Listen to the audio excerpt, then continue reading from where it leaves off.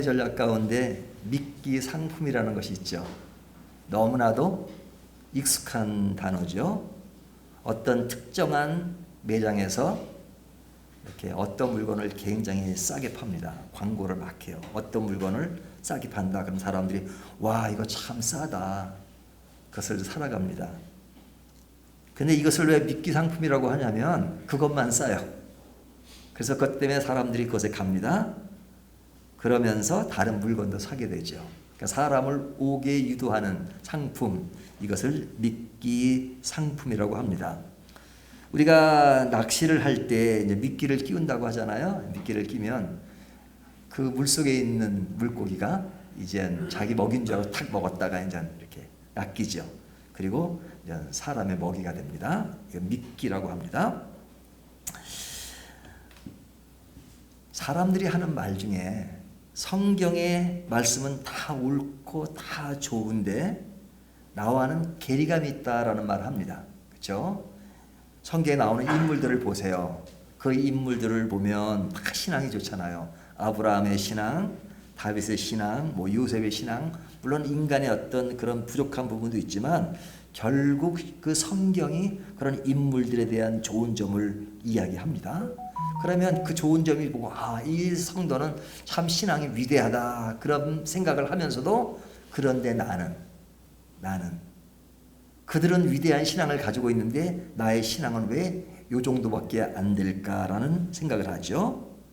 성경은 소망을 이야기하고 기쁨을 이야기하고 즐거움을 이야기하고 하는데 왜 나는 실제 생활 가운데 그렇게 성경에 나오는 기쁨, 즐거움 이런 것이 왜 나의 것은 아닌가? 원수를 사랑하라고 했는데 내 주변에 있는 인간관계를 보면 나는 사랑할 수 없는 그런 분위기, 그런 여건 이것을 보면서 성경은 나에게 미끼가 아닌가 하는 생각을 할 때가 있습니다. 성경은 미끼처럼 나에게 너무나도 좋은 말씀을 하고 있는데 그것이 나와는 괴리감을 갖는 것을 보면서 왜 나는 이렇게 부족할까? 언제쯤 나는 성경이 말씀하시는 것처럼 그 정도 수준에 올라가 있을까 하는 고민 아닌 고민을 할 때가 있죠. 우리가 지금 계속 로마서를 보고 있잖아요. 로마서가 우리에게 주는 메시지가 뭡니까?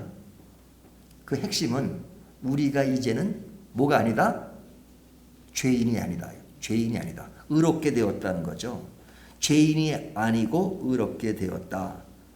죄의 문제는 굉장히 심각한 것이잖아요. 죄의 싹은 사망이라고 했으니까. 근데 이제는 사망에 거하지 않고 죄의 문제를 해결했으니 이제는 화평을 누리자. 이렇게 말씀합니다. 이제는 죄의 종이 아니라 하나님의 종이라고 말합니다.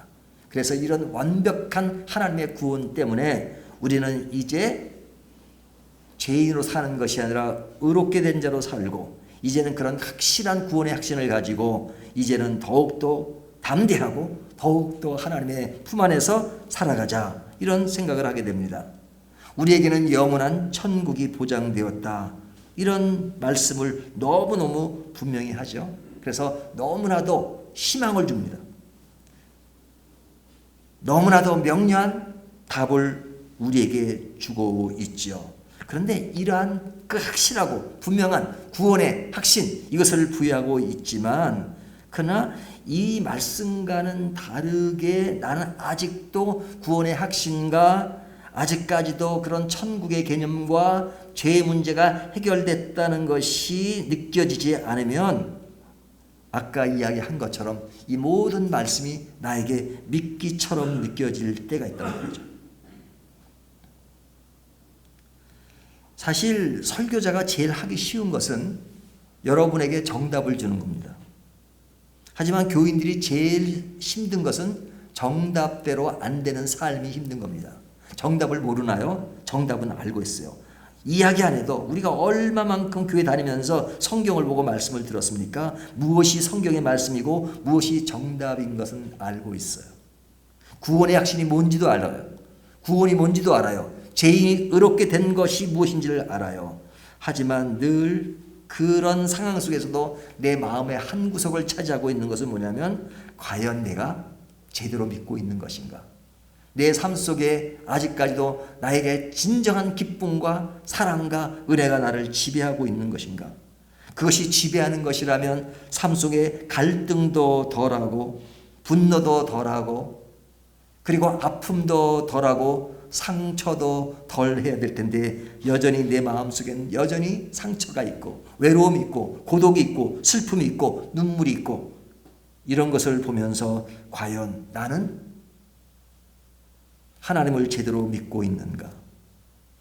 그런 의아심을 가질 때가 있죠. 분명히 나에게 희망이 있다고 말씀하시는데 추락하는 느낌을 받을 때가 있습니다. 상담하게 보면 인지치료라는 것이 있습니다. 인지치료. 그 인지치료라는 게 뭐냐면 생각으로 치료를 한다는 거예요. 생각으로. 우리가 어떤 주변 환경이나 이런 것들에서 매우 복잡하고 어려움이 많은데 그런 것들을 뒤로 하고 내 생각에서 정리를 해서 치료하는 것을 인지치료라고 해요. 생각을 고치면 된다는 거죠.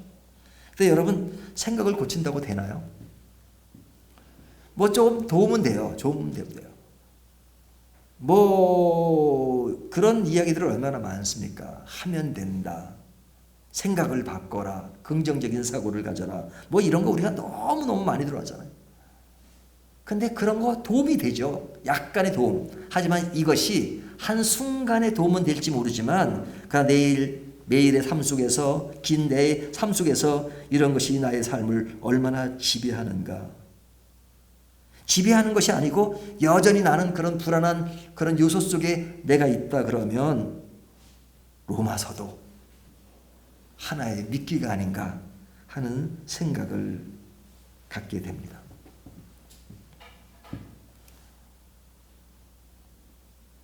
제가 어저께 옛날 목회하던 당시에 같이 섬겼던 성도님이 좀 보자고 해서 그 집 부모님 집을 방문했어요.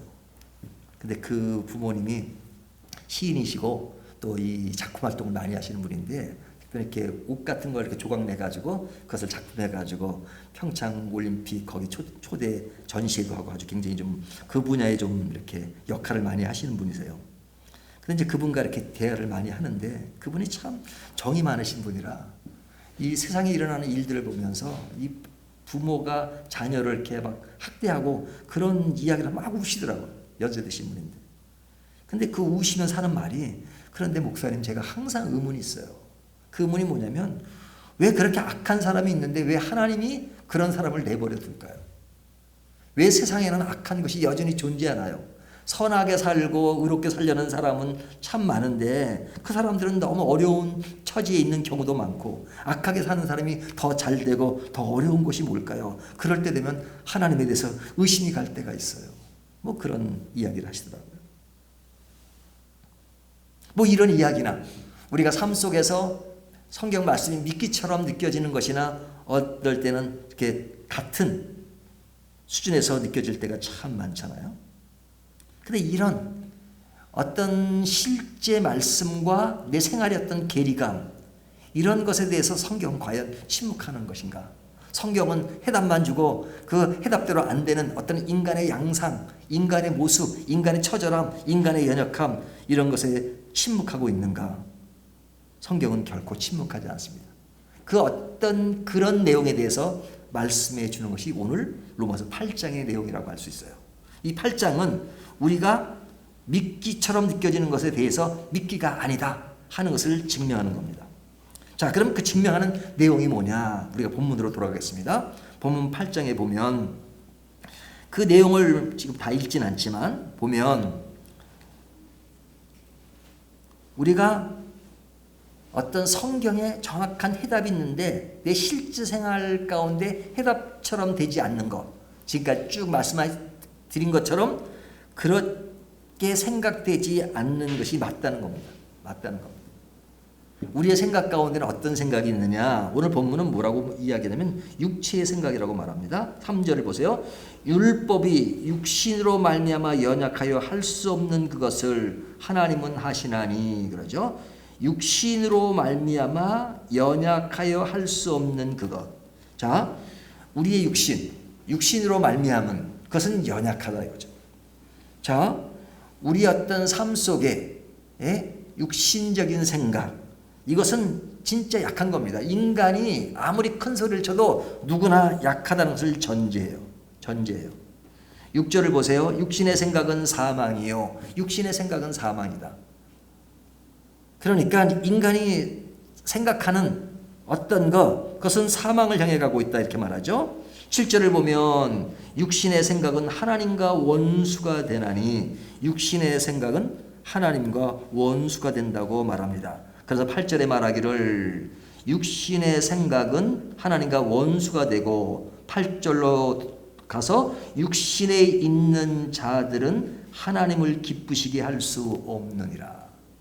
이 육신의 생각이라고 하는 것은 우리들의 어떤 그런 일상적인 삶의 모습이잖아요. 이런 것들이 하나님과 원수가 되고 사망이고 연약하고 하나님을 기쁘시게 할 수 없다 그래요. 그러면서 13절을 보면 너희가 육신대로 살면 반드시 죽을 것이로되, 육신대로 살면 죽는다. 그렇죠? 그러니까 이게 굉장히 비관적인 얘기잖아요. 그러니까 이 비관적인 얘기는 뭐냐면 다르게 좀 그 표현을 하면 우리의 인간적인 기본적인 그 육신은 약할 수밖에 없다는 거죠. 그러니까 우리가 살아가면서 예수를 잘 믿으려고 하지만 잘 안 되는 것, 힘든 것, 연약한 것, 부족한 것, 이런 것, 그것이 정상이라는 말이에요. 정상이란 말은 그것이 옳다는 말이 아닙니다. 옳은 것은 아니에요. 하지만 인간이 아무리 하나님을 잘 믿으려고 해도 언제나 육신의 생각이 나를 지배하는 요소가 있기 때문에 나는 약하고 부족하고 연약하고 의심도 가고 그래요. 그렇기 때문에 하나님의 말씀으로 기록된 시편을 보면 시편의 많은 내용이 성도들의 나약한 모습을 나열하는 것입니다. 시편 73편의 아삽의 시를 보면 아삽이라는 그런 하나님을 잘 믿는 성도지만 그는 세상에 돌아가는 것을 보고 미끄러질 뻔했다고 말하잖아요. 믿지 않는 사람들을 보면, 하나님을 바라보지 않는 사람을 보면 더 잘 살고, 그는 죽을 때도 고통이 없고, 그는 더 풍부하고 더 잘 되는 것 같으니까 내가 미끄러질 뻔했다라고 말하잖아요.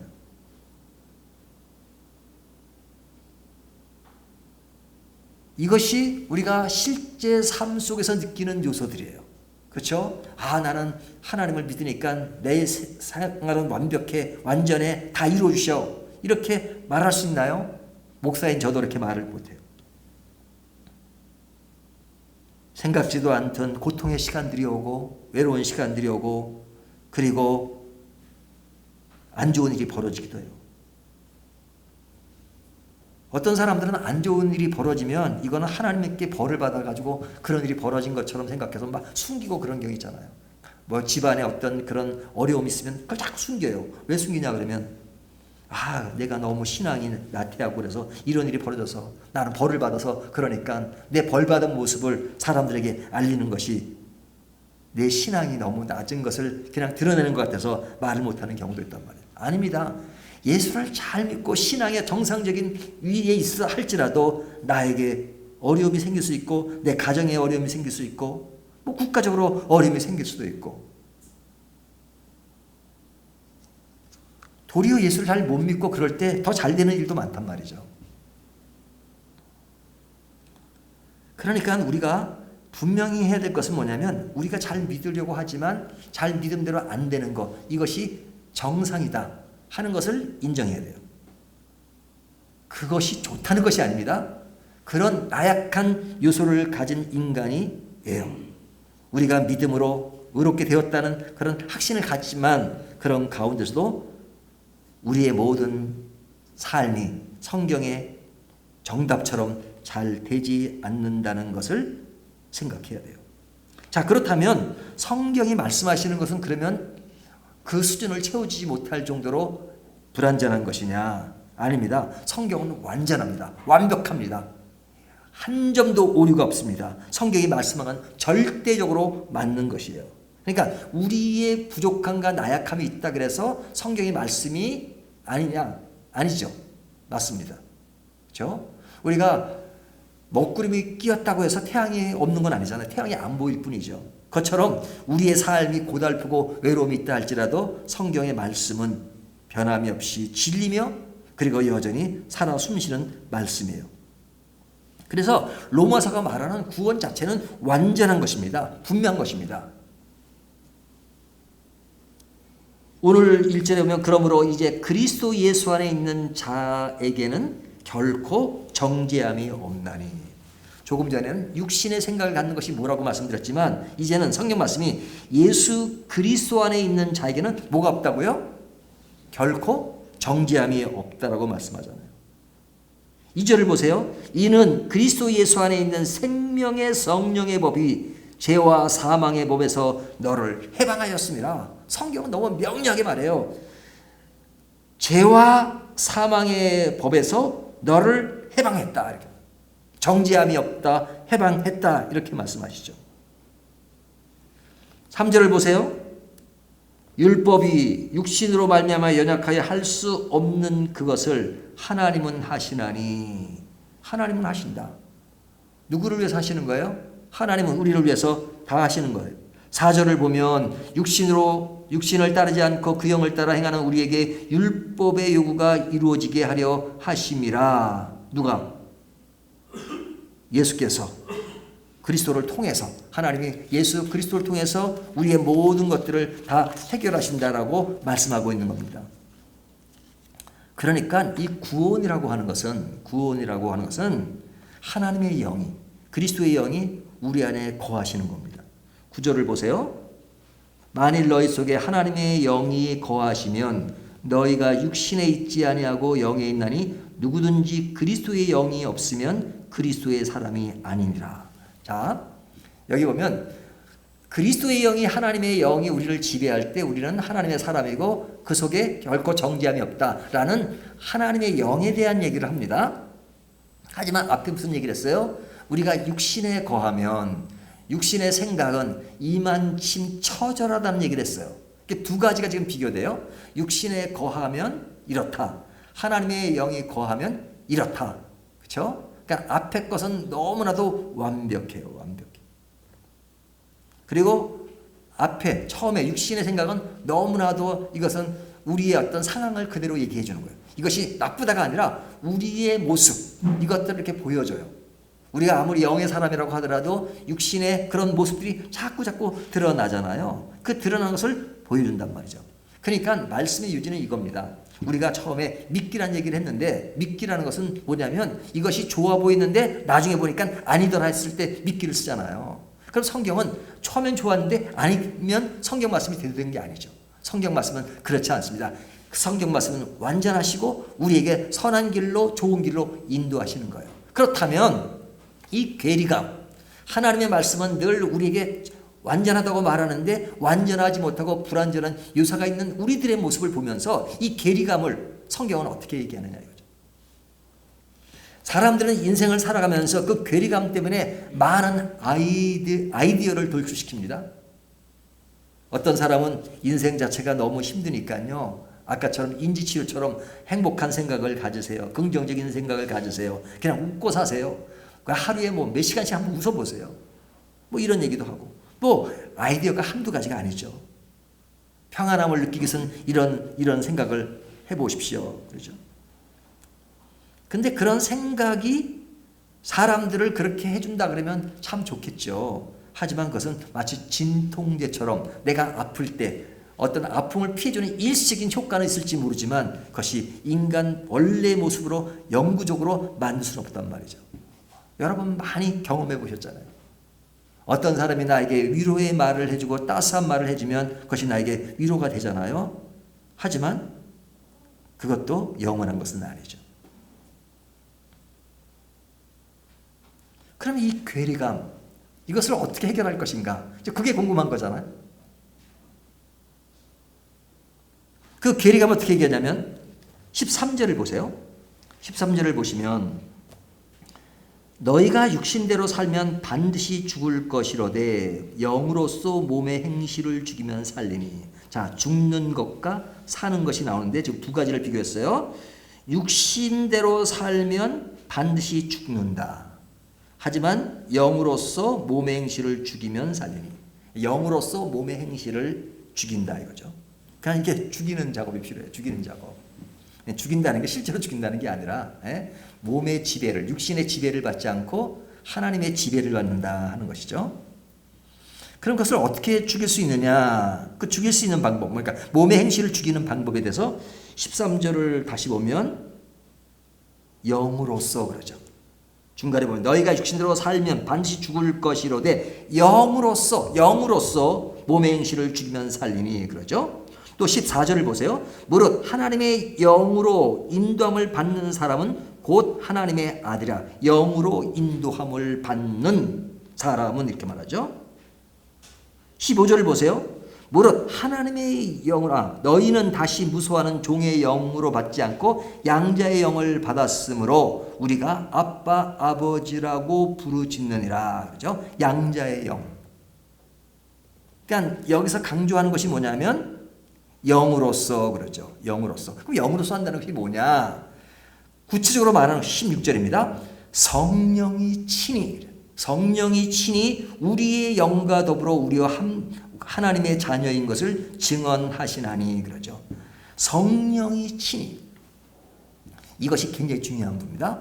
자, 우리가 제대로 살려고 노력해요. 고독과 외로움이 있지만 성경 말씀대로 고독을 넘으려고 하고 슬픔을 넘으려고 하고 평안을 누리려고 어렵지만 감사하려고 해요. 내 의지로 해요. 의지로 한다는 것은 너무너무 중요한 것입니다. 신앙의 성숙을 이루는 아름다운 모습이에요. 하지만 그런 가운데서 한계를 느낀다는 걸 강조했잖아요. 그런데 여기서 우리가 분명한 것은 뭐냐면 내가 내 의지로 모든 것을 극복하는 데는 한계가 있다. 이거죠. 한계가. 그 한계가 있는 인간에게 분명히 해둘 사실이 하나 있다. 왜? 하나님은 선하신 하나님이시고 우리를 선한 길로 인도하시는 하나님이신데 그 하나님이 인간의 의지로 안 되는 것을 보고 안 되면 뭐 네가 안 된 만큼 성적을 내서 안 된 만큼 네가 60점이니까 60점 만큼 은혜를 주고 30점이면 은혜 미달이고 네가 90점이면 은혜를 많이 주는 인간의 행위의 점수대로 주시는 것이 아니라 그런 노력은 아주 귀하지만 그러나 하나님이 하신다는 것을 강조해요. 사람들을 보면 머리가 좋은 사람일수록 굉장히 분석적이잖아요. 저도 굉장히 분석적이에요. 옛날부터 성경을 분석하기를 좋아하고 또 다른 것도 분석하기를 좋아해요. 근데 제가 어느 때부터 분석을 좀 덜해요. 점점 갈수록. 성경을 막 분석하면 목사님은 이렇게 성경을 잘 쪼개세요 그래요. 하도 쪼개다 보니까 제가 쪼개지더라. 이게 분석하고 쪼개는 것이 항상 좋은 건 아니에요. 그것이 필요하고 중요하기도 하죠. 하지만 항상은 아니에요. always가 아니에요. Not always. 우리가 자꾸 하나님도 분석해요. 하나님도 분석해서 하나님이 이런 걸 원하시면 내가 이렇게 해야 하나님이 살아나겠다. 이런 생각하잖아요. 근데 하나님이 우리에게 끊임없이 말씀하시는 건 뭐냐면 나를 이해할 때, 하나님을 이해할 때 분석해서 이해하려고 하는데 이해가 되냐 이거죠. 여러분 하나님 우리가 분석해봤자 얼마나 분석이 되겠습니까? 하나님의 존재라고 하는 것은 우리와 존재를 비교할 때 뭐 이만치인가 요만치로 비교할 수가 없죠. 우주가 몇 개 돼도 그렇죠? 이만한 인간이 분석해봤자 그렇잖아요. 어항 안에 있는 금붕어가 자기 깐에 뭐 분석해봤자 그것을 쳐다보는 인간이 볼 때 그 분석이 뭐 얼마나 대단하겠어요. 근데 이 인간이 하나님의 수준에 볼 얄팍함에도 불구하고 엄청 분석해요. 똑똑한 줄 알고. 똑똑함을 가지고 분석하면서 하나님을 믿어요. 내가 설정한 테두리 안에 하나님을 집어넣고 그 규격 안에 하나님을 넣어두고 그리고 하나님을 내가 조종하죠. 조종하다 안 되면 하나님이 또 왜 그러냐고 원망하고 또 불만을 토로하고 또 왜 그러냐 하나님이 계시냐고 그러고 그렇잖아요. 분석에서 잘 안 나오니까 해답이 또 어쩌다 분석에서 또 해답이 나면 또 할렐루야 뭐 나 또 난리죠. 제 얘기입니다. 제 얘기.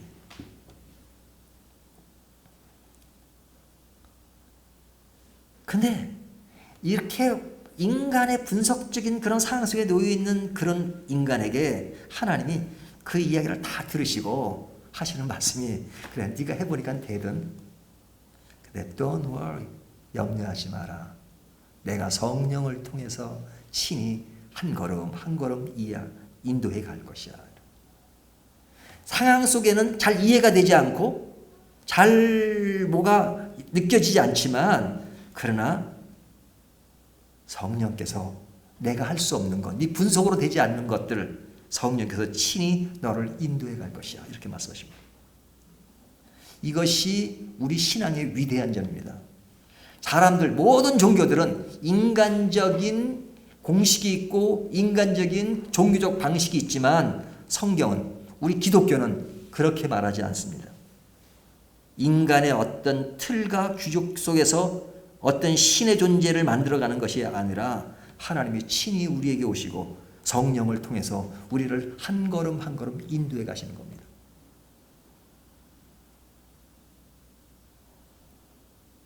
내가 할 수 없는 것들을 하나님이 이루세요. 그러니까 내가 육체에 속하지 말고 그리스도에게 속하라.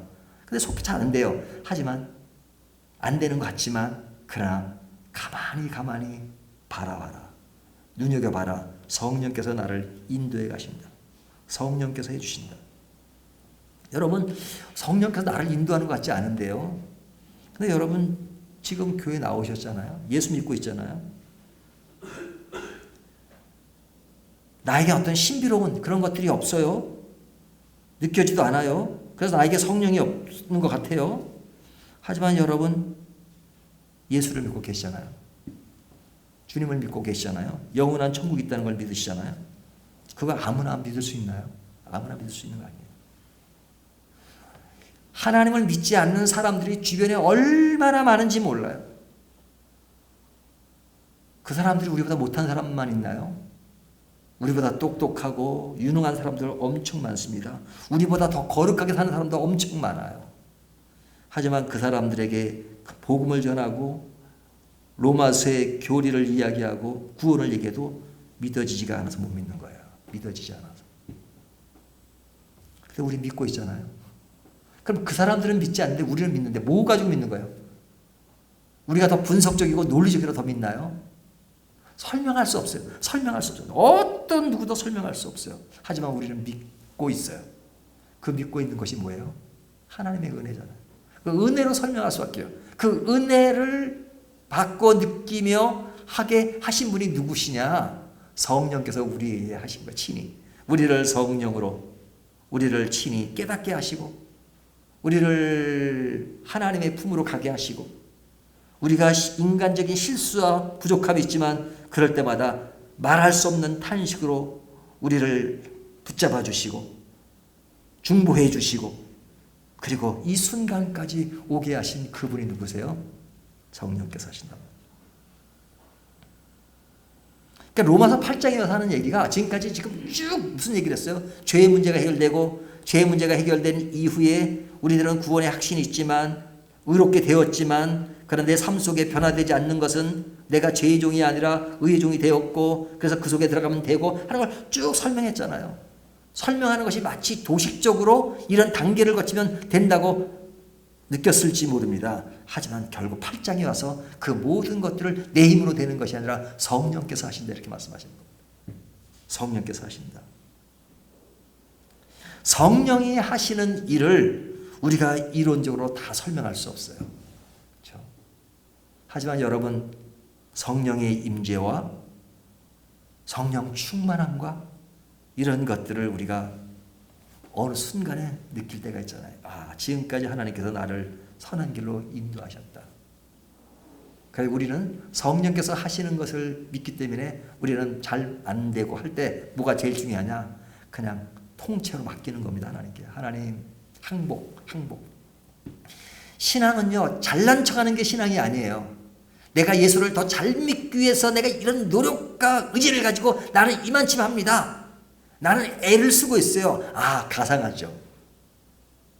하지만 그것이 잘못되면 하나의 종교적인 수준으로 끝날 수가 있어요. 그 자체가 나쁘다는 것이 아니라, 하지만 우리는 내가 뭔가를 하겠다는 의지보다 더 필요한 것은 뭐냐면 하나님께 항복하는 것부터 배워야 됩니다. 항복. 하나님, 나는 아무것도 아닙니다. 나는 부족합니다. 내가 할 수 없습니다. 내 의지대로 할 수 없습니다. 하나님, 그러니까 나를 통째로 주님께 맡기오니 주님이 하신 대로 순종하며 따라가겠습니다. 내가 완전히 이해되지 않지만 따라가겠습니다. 이것이 내 모든 것을 하나님께 맡기고 성령에 의존해서 가는 거예요. 어떤 화가 한 분이 저에게 그림 한 폭을 선물했는데요. 지금 저희 집에 걸려 있습니다. 그 그림이 어떤 그림이냐면 그분이 아프리카에서 그 그림을 전시했어요. 자기 작품들을 쫙 전시했는데, 근데 이제 아프리카에서 이렇게 보니까 그 하늘을 보니까 하늘이 너무너무 푸르고 너무너무 맑고 너무너무 좋더래요. 그 맑은 하늘을 보면서 막 그냥 그 바람이 부는데 그 바람이 마치 성령께서 막 움직이는 것 같은 그런 느낌을 받았대요, 자기가. 그래서 하폭에다 그림을 그렸다는 거예요. 근데 그 그림을 제가 가지고 있는데 그 그림을 보면요, 뭐냐면 집들이나 모든 것들이 이렇게 바람에 날려가지고 이렇게 한쪽 왼쪽으로 다 기울어졌어요. 이렇게 기울었어요. 그리고 거기 두 사람이 나오는데 두 사람이 이렇게 고개를 하는데 그 고개를 제치고 하늘을 바라보면서 이 눈동자가 왼쪽을 향했어요. 왼쪽을 다 왼쪽을 향했어요.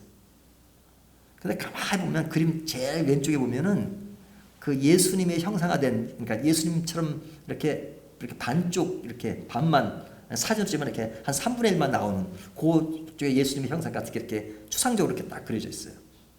그러니까 성령께서 그리스도를 향해서 운행하시는 그런 모습의 모든 것이 다 시선이 그쪽으로 쏠리는 그런 것을 그림으로 그린 거예요. 근데 성령께서 우리를 이끌어 가시는 것 마치 그것처럼 우리를 전부 다 이끌어 가십니다. 한쪽으로 그리스도를 향해서 우리를 깨닫게 하시고 하나님을 깨닫게 하시는 거예요. 깨닫게 하시는 거예요. 성령님의 역사가 있기 때문에 우리가 나의 부족한 것이 있지만 하나님께 맡기고 부족함 속에서도 내가 이렇게 해서 이런 결과가 내가 잘해서 그런 것이 아니라 하나님께서 인도해서 이렇게 왔다는 것을 고백할 것이 참 많잖아요. 성령의 인도하시는 것이죠. 그래서 로마서 8장은 성령을 강조하고 있는 겁니다. 성령을 강조하고 있는 겁니다. 그러면 성령에 대한 이야기를 하면서 오해될 수 있는 몇 가지만 말씀드리고 마치겠습니다. 자, 성령을 얘기하면 사람들이 자꾸만 좀 다른 쪽으로 생각하는 성향이 있어요. 성령 하면 뭡니까? 초자연적인 능력이나 힘으로 생각하는 경우가 많습니다. 성령, 초자연적인 능력이나 힘으로 생각해요. 그래서 자꾸만 성령을 받으라 그러잖아요. 그러니까 성령을 받으려니까 딱 이렇게 던지면 받는 것처럼 생각해요. 그러니까 초자연적인 능력이나 힘으로 생각합니다. 하지만 성령은 초자연적인 능력이나 힘이 아니라 하나님이세요. 삼위일체 하나님. 예? 그 옛날의 번역은 성령이라고 성신이라고 해요. 성신. 예? 예? 성부 하나님, 성자 예수님, 예? 그 다음에 성신이라고 했어요. 근데 성령은 누구세요? 인격을 가지신 삼위일체 하나님이세요. 그러니까 초자연적인 능력이나 힘이 아니에요. 그런 능력을 가지고 계신 분이죠. 하지만 성령은 하나님이시다는 거죠. 그래서 자꾸만 어떤 성령에 이끌린다는 것을 초자연적인 능력이나 어떤 신비적인 체험으로만 자꾸만 이해할 때가 있어요. 뭐 신비적인 체험이 있을 수도 있죠. 그러나 성령이 곧 신비적인 체험이라고 똑같이 생각하면 안 된다. 우리의 일상적인 삶 가운데, 일상적인 생활 가운데 성령께서 우리를 인도해 가세요. 그리고 결국 선한 길로 인도해 가세요. 우리의 인생살이는 제한되어 있잖아요. 그리고 우리가 보는 시각도 우리는 작은 좁은 시각을 가지고 보니까 우리가 참 이해되지 않는 부분들이 많지만, 그러나 하나님의 역사는 결국 그 종말이 있을 겁니다. 하나님의 나라가 완성될 그때가 있어요. 그때 보면 이 풀리지 않았던 모든 것들이 풀릴 겁니다. 풀리는 과정 속에 성령께서 우리를 어떻게 만들어가고 계신가? 우리가 그것을 생각하면 내가 다 이해는 되지 않지만 성령님께 맡기고 그러면서 내가 매일매일 그 의존한 말씀 속에서 내가 하나님께 어떻게 순종하며 살 수 있는가? 그리고 내가 풀리지 않고 할 수 없는 것들은 하나님 나는 할 수 없으니까 하나님이 해주실 것을 믿고 그냥 때에 따라서는 이렇게 기다리고 맡기고 그러면서 내가 가는 평상시기를 한 걸음 한 걸음 가면서 하나님을 바라볼 때 우리의 삶은 더욱더 성수된 길로 갈 수 있도록 하나님이 만들어 주시는 겁니다.